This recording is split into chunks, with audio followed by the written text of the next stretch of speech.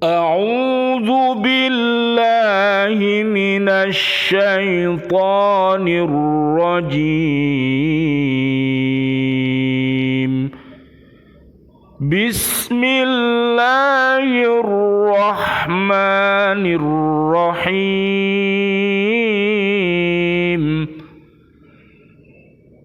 أم حسبتم أن تدخلوا الجنة ولما يأتكم مثل الذين خلوا من قبلكم مستهم البأساء والضراء وزلزلوا حتى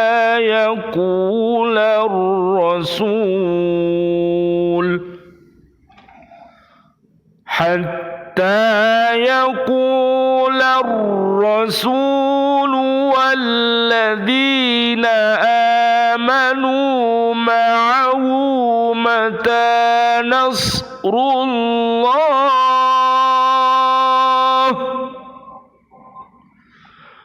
ألا إن نصر الله قريب.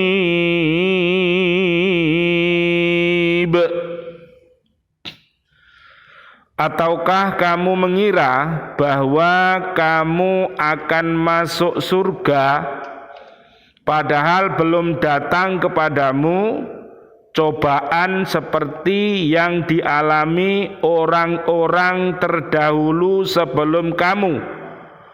Mereka ditimpa kemelaratan, penderitaan, dan diguncang dengan berbagai cobaan, sehingga Rasul dan orang-orang yang beriman bersamanya berkata, kapankah datang pertolongan Allah? Ingatlah, sesungguhnya pertolongan Allah itu dekat. Ya, baiklah, kita lihat maknanya surat kedua ayat 214.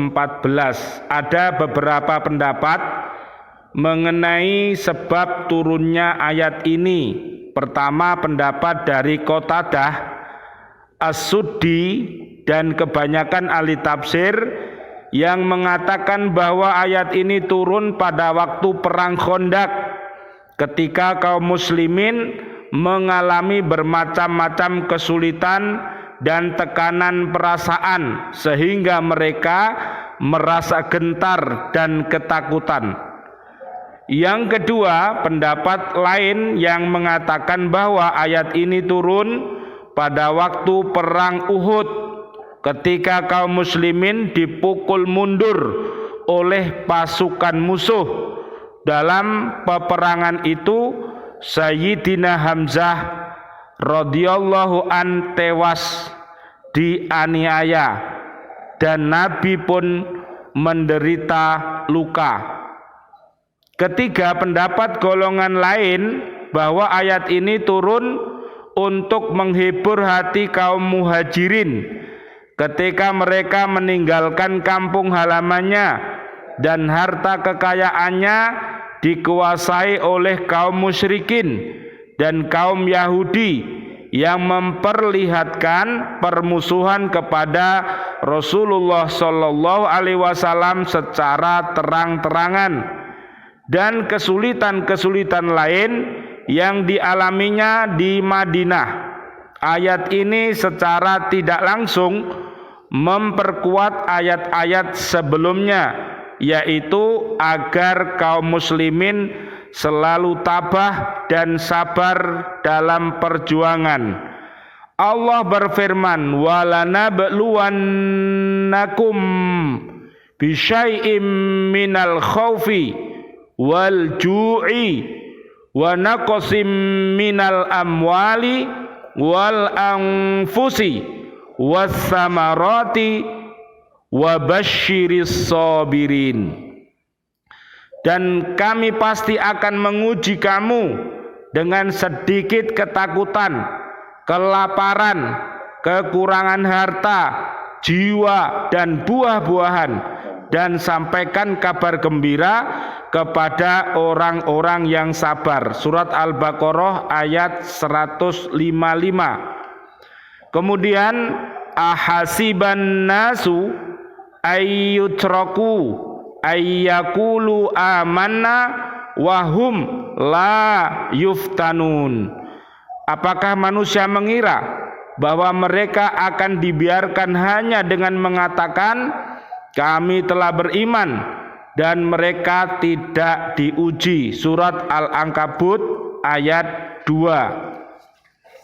Makin berat dan makin tinggi cita-cita yang akan dicapai, makin besar pula rintangan dan cobaan yang akan dialami. Untuk mencapai keridhaan Allah dan memperoleh surga bukan suatu hal yang mudah dan gampang, tetapi harus melalui perjuangan yang gigih, yang penuh rintangan dan cobaan, sebagaimana halnya orang-orang terdahulu. Mereka ditimpa malapetaka dan kesengsaraan, nabinya dibunuh, pengikutnya disiksa, sampai ada antara mereka digergaji kepalanya dalam keadaan hidup atau dibakar hidup-hidup. Oleh karena cobaan dan penderitaan yang dialaminya dirasakan lama, sekalipun mereka yakin bahwa bagaimanapun juga pertolongan Allah akan datang, maka rasul mereka dan pengikut-pengikut mereka gelisah lalu berkata, bilakah datang pertolongan Allah? Pertanyaan itu dijawab oleh Allah Subhanahu wa ta'ala, ingatlah sesungguhnya pertolongan Allah itu amat dekat, pada saatnya nanti mereka akan menang dan mengalahkan musuh, penganiaya dan orang-orang dolim. Ya, itu maknanya dari surat kedua ayat 214. Jadi sekali lagi, ujian kita sesuai dengan kadar keimanan kita masing-masing. Kalau keimanan kita 10, ya ujiannya 10. Kalau keimanan kita nilainya 100, ya ujiannya 100. Jadi Allah Subhanahu wa ta'ala yang paling mengerti berapa bobot keimanan dan ketakwaan kita. Jadi oleh karena itu, manakala ada ujian-ujian yang datangnya dari Allah yang diarahkan kepada kita, kita tetap berhusnudon saja. Jadi kita berhusnudon, bahasanya itu kalau bisa, selamat datang wahai musibah, kalau bisa begitu. Karena dengan musibah yang akan datang itu tujuannya nanti akan menghasilkan, yaitu apakah kita ini benar-benar beriman, ataukah kita ini, keimanan kita ini masih bercampur dengan kedustaan. Jadi ujian-ujian itu bermacam-macam bentuk ragamnya, ya, sesuai dengan kelemahan-kelemahan kita. Jadi sekali lagi, oleh karena itu, karena setan juga selalu membisik-bisikkan, ya, ke dalam dada kita, ke dalam diri kita. Jadi setan itu tidak rela kalau umat Bani Adam ini masuk ke dalam surga. Jadi bagaimana caranya orang yang sudah ngaji, piye carane supaya males ngaji ku piye carane? Lah iku pola gawene setan itu seperti itu. Ya, orang yang sudah memahami Al-Qur'an, bagaimana supaya pemahamannya itu bingung ya apa carane, pikirane supaya enggak fokus piye, digoda terus pikirane. Jadi supaya pikirannya itu ngalor ngidul ngulon, akhirnya nggak bisa mikir. Lah pada saat gagal paham itulah maka kita akan kebingungan nantinya. Dan termasuk orang yang sudah memahami Al-Quran, apakah kita mampu untuk mengamalkannya? Di situ juga penuh dengan godaan-godaan, ya. Termasuk kalau kita sudah berkecimpung di dalam dakwah seperti ini, maka apa yang kita baca, apa yang kita fahami, apa yang kita amalkan akan menjadi taruhannya nanti di hadapan Allah Subhanahu wa ta'ala. Mudah-mudahan dengan adanya kegiatan ngaji di lembaga pendidikan Al-Falah ini, benar-benar kita semuanya saling untuk menjadi saksi di hadapan Allah nanti, antara satu dengan yang lainnya, bahwa saya menyaksikan dengan mata kepala saya sendiri bahwa si A, si B, si C semasa hidupnya adalah pecinta-pecinta Al-Quran. Begitu. Jadi mudah-mudahan bagaimana ini dari Pak Makfur, ada Pak Agus, ada Pak Rizky yang baru hadir hari ini, mungkin bisa menambahi tentang ini. Ternyata untuk masuk surga ini tidak mudah, ternyata banyak rintangan-rintangan ini, baik rintangan itu yang menyakitkan atau rintangan-rintangan yang menyenangkan. Nah, ternyata kedua-duanya itu adalah ujian, ya, kita diuji. Mungkin ada dari Pak Makfur atau Pak Agus, Pak Anwar atau Mas Bambang bisa menambahi sehingga kajian kita ini akan lebih lebar lagi. Monggo Pak Agus, mungkin bagaimana menurut Pak Rizky? Ya, monggo. Nggih. Nggih. Tadi habis suntik Ustaz, habis vaksin saya. Oh nggih, mboten napa-napa Ustaz. Nggih Ustaz, mboten napa, kula rantos niki wau. Nggih, Dapunti, ini suratnya surat kedua 214 Ustaz Rizky yang kita bahas ini. Nggih, tentang ya, masuk surga nggih Ustaz ya. Nggih. Tapi kok Ustaz ya, saya pernah, ya bukan pernah sih, sering ya mendengar kalau ceramah-ceramah itu ada seorang istilahnya perempuan pezina kalau nggak salah, yang masuk surga gara-gara dia ngasih minum anjing ya kalau nggak salah ya. Iya. Terus kok cek enake mek ngono padahal dia ahli zina kalau nggak salah loh ya. Dengan hanya ngasih minum air ke anjing itu mlebu surga cek enake. Lah ini ada yang bisa membantu saya, Pak Makfur, untuk Pak Anwar atau Mas Bambang atau Pak Agus. Jadi menurut Ustadz Rizky kok gampangan masuk surga ini loh. Jadi kalau memang sudah ngerti dalane anjene gampang mlebune, ya. Jadi termasuk seperti itu tadi. Pak Makfur mungkin bisa menambahi, Pak Makfur.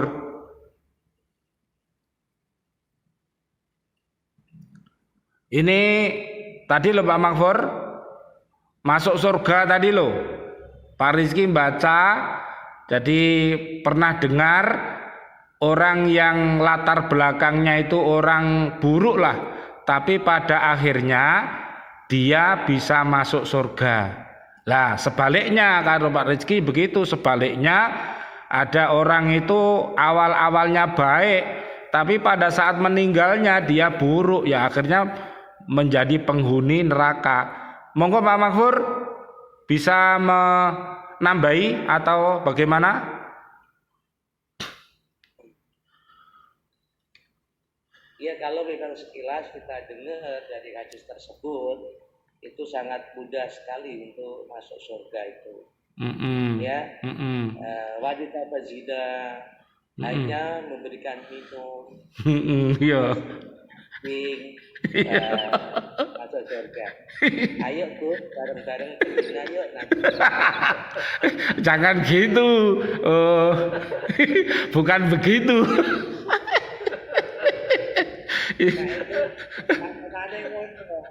Golek asu. Kok golek asu. Sampeyan malah golek asu kok.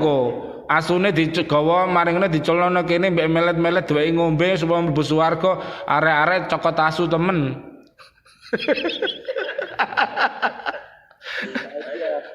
Ya Gus. Piye? Yang ditafsirkan kok enggak aku gitu loh.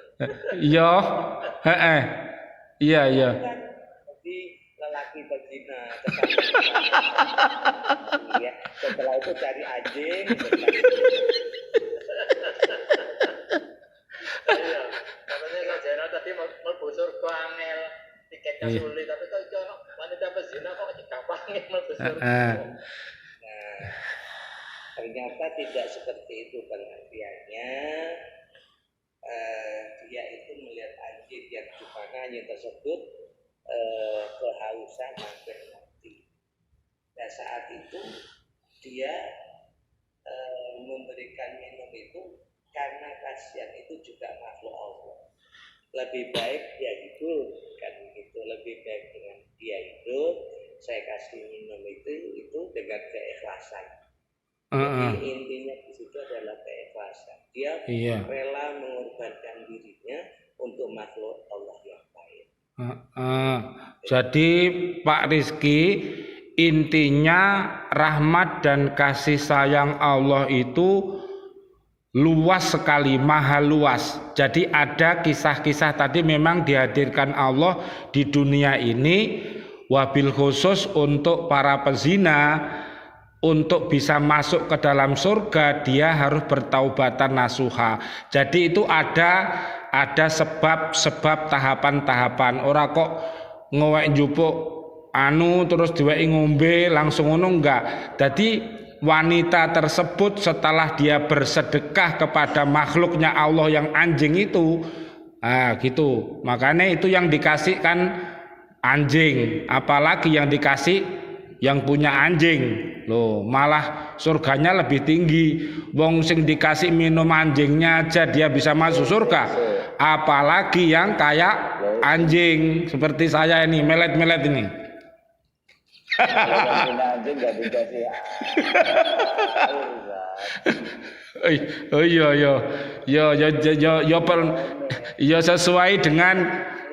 Sesuai dengan kebutuhannya. Ya, berinfak itu sesuai dengan kebutuhannya. Jadi kalau itu dahaga, lapar ya dengan makan. Kalau itu ngelak ya dengan minuman. Jadi intinya sedekah itu luar biasa Pak Rizky. Jadi orang itu setelah dia itu berinfak kepada seekor makhluknya Allah itu, walhasil orang itu menemukan taubatan nasuha dan akhirnya dia berhenti dari perbuatan itu, bertobat, kemudian dia berbuat baik begitu. Akhirnya dia mengajak kepada teman-temannya supaya tidak berzina karena dia sudah tobat gitu loh. Akhirnya dia cerita kepada teman-temannya. Makanya banyak Iya. teman kita yang perlu disedekah itu. Gus Rizky itu.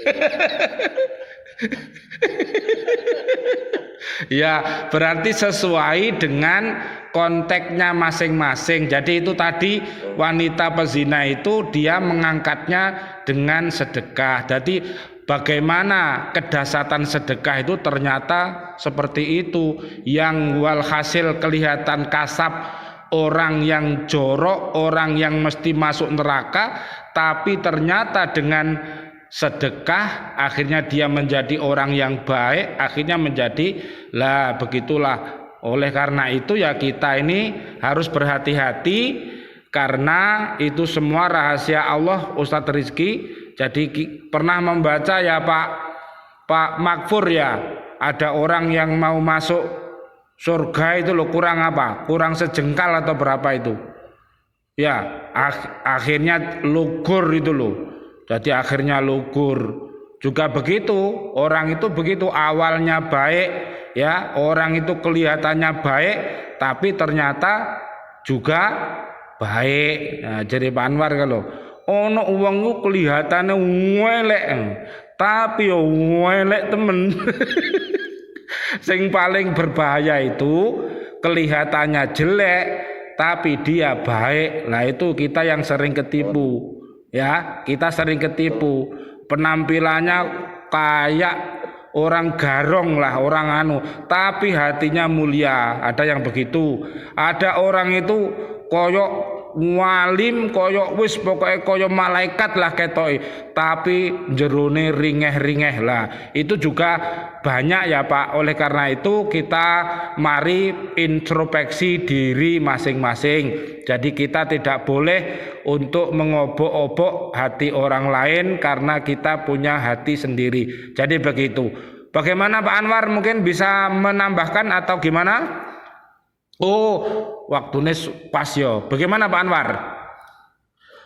Ya, kalau yang disampaikan Ustadz Zainal, kalau nanti untung yang diberi makan minumnya anjingnya. Iya. Kalau yang diberi yang punya nggak situ mlebu surga. Malah rokok. Sama ngasih airnya. Sama ngasih air. Kalau yang sing dikai imam sing duwe asu. Iya. Kasih mlebu surga malah bareng-bareng mlebu. Oh ngono, karena airnya bukan air aqua atau air yang suci ya, airnya dari got Iya, berarti yang diberikan ini harus benar-benar suci ya. Jadi airnya air suci sehingga kalau diminumkan itu menjadi segar. Kecuali kalau anjing itu nggak pernah tanya ya. Ini anjing dikasih minum dari selokan ya dia mau melet-melet ya. Kita kan ya pilih-pilih. Lah jadi alhamdulillah ya, maksudnya itu ya nggak peduli lah pokoknya anjing atau apa. Jadi kita dengan kisah yang disampaikan Pak Rizky tadi, kita belajar kasih dan sayang sesama umat manusia, umat jin, umat binatang atau umat tetumbuhan. Mudah-mudahan Pak Rizky dengan amal-amal yang kita lakukan hari ini, kita nggak tahu Pak Rizky yang diterima itu yang mana, ngajar kita atau sabar kita atau apa, kita tidak tahu. Mudah-mudahan nanti yang penting lembaga pendidikan Al-Falah, para guru, para murid, para wali murid semuanya bisa bertemu di surga. Loh, kowe kok wis nang kene? Ojo bagaimana? Sedikit penambahan sedikit. Ya. Bagaimana? Ya ada salah satu cerita itu dalam satu hadis, orang yang disibukkan oleh membaca Al-Quran. Iya. Disibukkan baca sehingga tidak bisa, sehingga dia tidak sempat berdoa. Iya. Ya, karena disibukkan Al-Quran itu ternyata Allah memberikan segala-galanya untuknya. Amin. Ya. Terus Allah akan mengangkat derajat mereka. Derajat itu dibagi 3. Ya. Iya. Ya. Akan mengangkat mereka, orang yang disibukkan Al-Quran itu, satu, rafi'uka ilayya. Jadi Allah mengangkat dirinya dengan kondisi yang saat itu dia membaca Al-Quran. Iya. Itu dia dikasih dunianya, dia sangat minim sekali. Tapi dia dijadikan oleh Allah walinya. Iya. Dunianya dia sangat miskin, tapi Allah mengangkat dia sebagai walinya. Iya. Itu yang kedua. Yang pertama. Yang kedua, rafi'ud darajat. Ya Allah akan mengangkat dia berbagai macam derajat. Ya, dia sudah hafal Quran, dia disibukkan Quran setiap harinya, tapi dia menjadi koordinator Al-Quran, dia jadi mukmin, dia jadi kepala sekolah, dia jadi macam-macam. Iya. Itu darajat. Yang hebat lagi itu Allah mengangkat dirinya, ya, apa dengan keimanannya. Iya. Ya, illahul ladzina amanu. Ya, setelah disibukkan dengan Qur'annya, dia betul-betul iman kepada Allah dan keilmuan dia yang dia miliki dia amalkan. Maka Allah akan mengangkat yarfa'illahul ladzina amanu minkum wal ladzina utul ilma. Iya. Itu derajat yang paling tidak harus kita upayakan dalam kehidupan kita sehari-hari. Iya, disebut apa ahlullah ya Pak Mahfur ya, ahlullah ya, keluarganya Allah ya. Mudah-mudahan Ustadz semuanya ini menjadi ahlullah, tadi keluarganya Gusti Allah yang akan mendapat ridhonya Allah. Ibu-ibu gurunya Imam Syafi'i. Imam Syafi'i itu beliaunya buka huruf. Iya. Beliaunya Allah kasih keistimewaan hafal Al-Quran. Iya. Dan selama itu dia sudah menghatamkan 6.000 kali hataman Al-Quran. Allah, amin. Itu kita contoh, apakah kita sudah berapa kali dalam kehidupan kita ini. Nah, orang tersebut maka Allah pasti akan muliakan dalam kehidupannya. Ya. Mungkin begitu. Kita akhiri dengan bacaan kafaratul majlis. ilaha illa anta astaghfiruka wa atubu. Jadi Ustadz Rizky, kalau seperti tadi aja mudah caranya, apalagi kalau ahlu Quran, insya Allah dipermudah cara masuk surganya.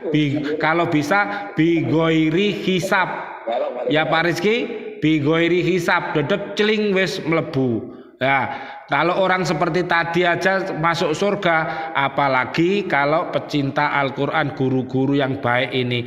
Mudah-mudahan bigoiri hisab, jadi langsung celing, gak usah nosirotol mustaqim, langsung celing.